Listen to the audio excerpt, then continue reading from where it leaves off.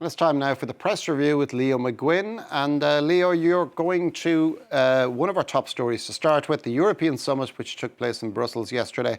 How is it being covered in today's papers?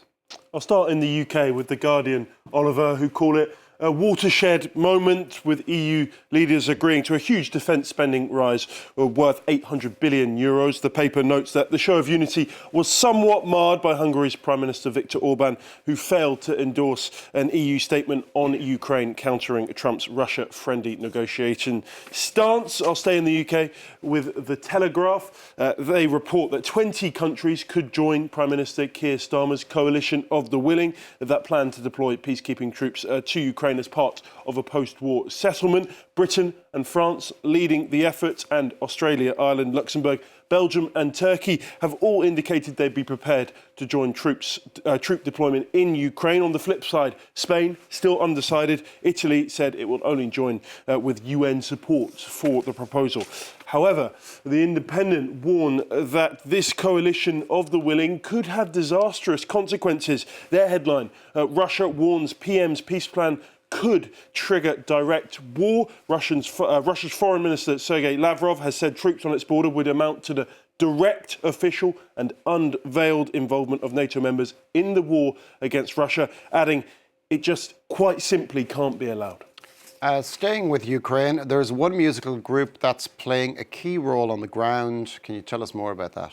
It's a really fascinating long read in the New York Times titled "When Every Funeral is the Most Important," telling us the story of a military band who have the key task of bidding farewell to troops by playing at their funerals. They are the 101st Separate Guard Brigade of the General Staff. The band's 21 members say that their mission is to show two sides of Ukraine's struggle, acknowledging the unbearable toll and keeping up the spirits of those who press ahead with the fighting. In the piece, the conductor of the band recalls their hardest day. He talks about a young man called Andriy, who from their brigade actually, in the summer of 2023, they played at his wedding. In the summer of 2024, they played his funeral. I'll stick with Ukraine and move to the Washington Post for this next story. They report that there is a fear in the country that Elon Musk could cut Starlink access as the Trump administration seeks to pressure Zelensky to engage in peace talks. Commanders believe that their battlefield internet could be the next victim. Thousands of Starlink terminals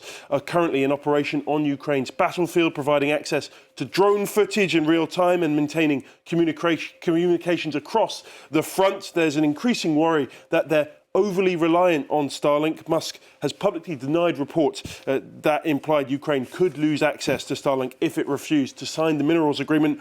But the country's defence minister has stated that they're already working on alternatives if access were to be cut. And staying in Washington, scientists across the US are planning mass protests against the Trump administration today. What's this all about? French newspaper Libération has a focus on it today. Their front page has an image of Albert Einstein being burned with Donald Trump appearing underneath. Their headline, America in reverse. The White House attacks against researchers causing the scientific world to falter, the paper says. So American researchers and scientists are mobilising today. A movement with huge support actually here in France. The paper has this full two-page spread this morning. The Stand Up for Science movement is calling for worldwide mobilisation today, protesting Trump's drastic cuts. Thousands are expected to gather in a major protest in Washington, D.C., as well as state capitals around the country. Speakers at the event include prominent figures across several disciplines, including Bill Nye, the science guy, as well as 29 others. It's a movement that's being heavily supported here in France, as I say, in addition to a major demonstration in Paris later on today. Around 40 rallies are planned around the country. Libération note that the goal is not only to support their American colleagues, but also prevent a similar situation from happening here in France. As well as the protests, a number of institutions are taking action in order to welcome American researchers. The University of Aix-Marseille will be spending 10 to 15 million euro in order to host 15 researchers over the next 3 years. The goal, the paper says, to make science great again. And I change of gears to finish as one man found a novel way to conceal stolen jewellery. As you can see by this Washington Post headline, a man swallowed $770,000 worth of diamond earrings. It's the story of Jathan Gilder, who stole 2 pairs from a Tiffany store in Florida. Gilder posed as a representative of an NBA player, and when led into a private room, he grabbed 2 pairs of earrings worth over 700 grand. He made a quick getaway, but police caught up with him later in the day, and that's when things took a turn. Officers saw him swallowing 2 objects, and when they brought him in for an X-ray, as you can see here, the objects were clearly those earrings. Importantly, the police have yet to recover the earrings. All I can think of, the poor officers who've been tasked with that job. He's been labelled as the number 2 most wanted suspect.